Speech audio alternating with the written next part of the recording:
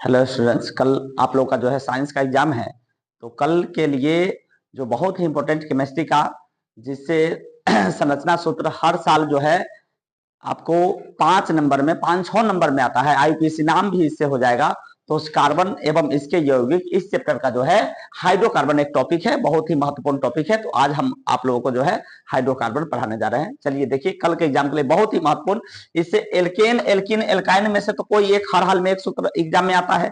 इसके अलावा बहुत सारा इससे टकरा जाएगा आपको, केवल इस वीडियो को आप लोग जो है देख लीजिए। ठीक है, तो चलिए हम लोग वीडियो शुरू करते हैं। हाइड्रोकार्बन, हाइड्रोकार्बन का मतलब है जिसमें हाइड्रोजन और कार्बन दोनों हो, उसको हाइड्रोकार्बन कहते हैं।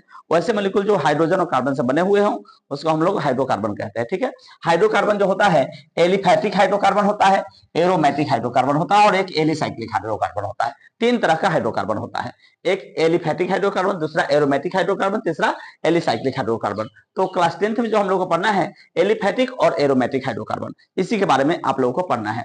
चलिए, एलिफैटिक हाइड्रोकार्बन किसको कहते हैं? कार्बन की खुली श्रृंखला वाले हाइड्रोकार्बन को हम क्या कहते हैं? तो एलिफैटिक हाइड्रोकार्बन कहते हैं। कार्बन की खुली श्रृंखला मतलब कि कार्बन जैसे CH3 हो गया, CH2 हो गया, CH3 हो गया, इस तरह से आपको खुली श्रृंखला, इसको हम लोग क्या कहते हैं? आपको एलिफैटिक हाइड्रोकार्बन कहते हैं।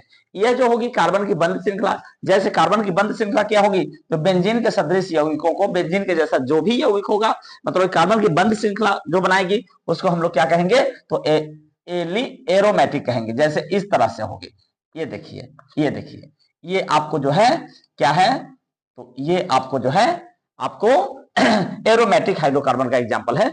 इसमें C6H6 मतलब कि ये यही बेंजीन है। एग्जाम में यह भी आता है कि बेंजीन का संरचना सूत्र लिखिए। बेंजीन का सूत्र क्या है? बेंजीन का जो सूत्र होता है C6H6, संरचना यही होती है बेंजीन की। ठीक है, याद रखिएगा, बेंजीन भी एग्जाम में पूछा जाता है। अब चलिए, एलिफैटिक जो हाइड्रोकार्बन है वह होता है 2 तरह का। पहला होता है संतृप्त हाइड्रोकार्बन और दूसरा होता है असंतृप्त हाइड्रोकार्बन। ठीक है, पहला संतृप्त और दूसरा असंतृप्त हाइड्रोकार्बन होता है। ठीक है, अब ये जो संतृप्त हाइड्रोकार्बन होता है एल्केन को कहते हैं। असंतृप्त हाइड्रोकार्बन जो होता है वह एल्कीन और एल्काइन के रूप का होता है, एल्कीन और एल्काइन के रूप का होता है। ठीक है, अभी जो एल्कीन होता है एग्जाम में ही पूछा जाता है कि एल्कीन का सामान्य सूत्र, एल्केन का सामान्य सूत्र सुनाइए। एल्केन का सामान्य सूत्र होता है CnH2n+2। कितना होता है? CnH2n+2, इस रूप में होता है। इसके बाद में जो होता है एल्केन के बाद क्या होता है? एल्कीन, इसका जो सामान्य सूत्र होता है CnH2n होता है। क्या होता है? तो CnH2n होता है। ठीक है, यानी इसमें CnH2n+2, इसमें से 2 हटाते चले जाइए, घटाते चले जाइए, CnH2n, और यहाँ पे क्या होगा? CnH2n-2। एकदम जो है आप प्रोसेस से याद रखिए, CnH2n+2, फिर यहाँ 2 घटा दिए, CnH2n हो गया, यहाँ पे CnH2n-2। एकदम हर हाल में इसको याद कर लीजिए, क्योंकि इस तीनों में से एक हर हाल में एग्जाम में रहेगा।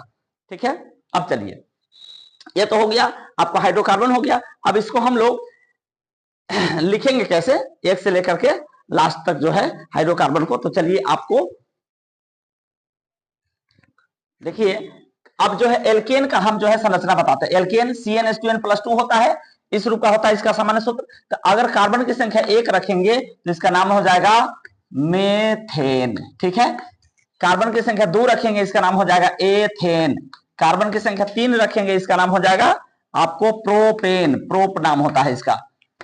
कार्बन की संख्या 4 रखेंगे इसका नाम हो जाएगा ब्यूटेन। इस तरह से कार्बन की संख्या क्या रखेंगे? 5 रखेंगे, इसका नाम हो जाएगा पेंटेन। क्या हो जाएगा? पेंटेन। कार्बन की संख्या 6 रखेंगे, इसका नाम हो जाएगा हेक्सेन। क्या हो जाएगा? तो हेक्सेन हो जाएगा। समझ में आया?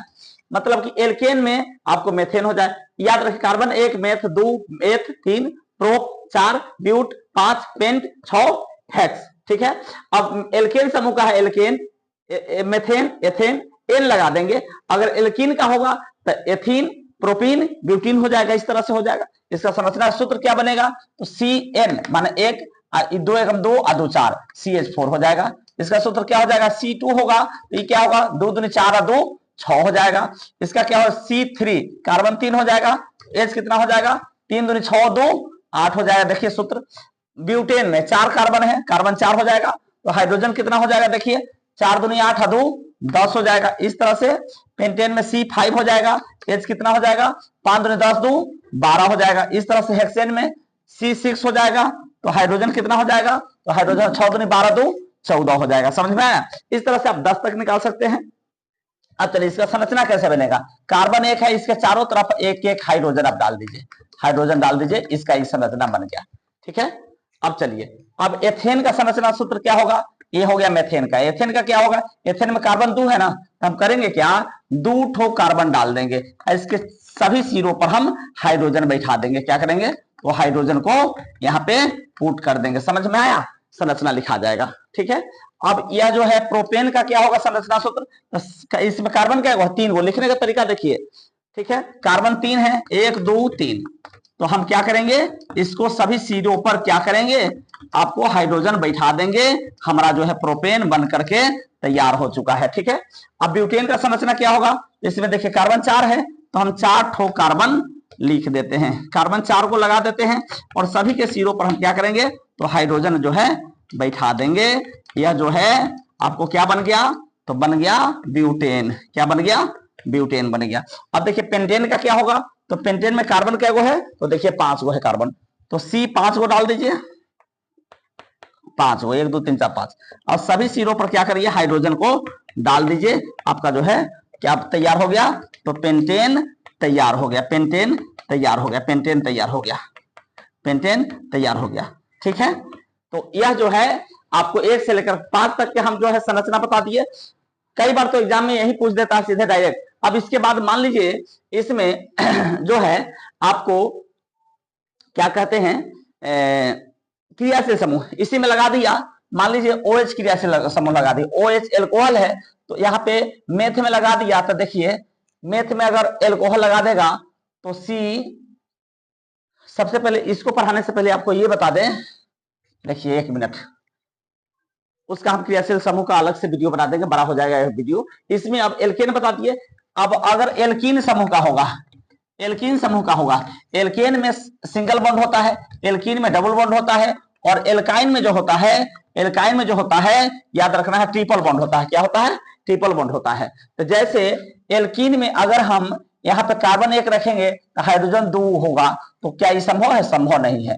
तो एल्कीन समूह में कार्बन जो है 2 अगर रखेंगे तो हाइड्रोजन की क्या होगा, कार्बन 2, हाइड्रोजन 2 दूनी 4, क्या होगा, हाइड्रोजन 2 दूनी 4, हाइड्रोजन हो जाएगा 2 दूनी 4, 1 2 3 4। अब देखिए 1 2 3, तो इसमें डबल बॉन्ड कर देंगे, देखिए डबल बॉन्ड होता है ना, C2 1 2 3 4, कार्बन के चारों तरफ 8 इलेक्ट्रॉन, इस कार्बन के चारों तरफ 1 2 3 4, 4 दूनी 8 इलेक्ट्रॉन, इसका नाम होगा एल्कीन। नहीं, कार्बन 2 को है तो नाम क्या होगा, एथ, क्या होगा, एथ, और एल्कीन समूह का है तो एथीन। ठीक है, या इसका नाम एथिलीन होता है। क्या होता है, एथिलीन होता है। ठीक है, इसी तरह से प्रोपीन का करना होगा, तो प्रोपीन अगर हम लोग लिखना होगा तो कार्बन 3 1 2 3 लिखेंगे, और यहाँ पे क्या करेंगे, कहीं पे एक जगह ट्रिपल बॉन्ड लगा देंगे। मान लीजिए यहाँ पे ट्रिपल बॉन्ड लगाएंगे तो एक ये हाइड्रोजन खत्म हो जाएगा, 1 2 3 4 हो गया, एक 5 न हो रहा तो ये हाइड्रोजन खत्म कर देंगे। ठीक है, 1 2 3 4 हो गया, यहाँ पे 1 2 3 ये भी हटा देंगे, और यह भी हटा देंगे, 3 1 4 हो जाएगा। यह हमारा प्रोपीन हो गया तैयार।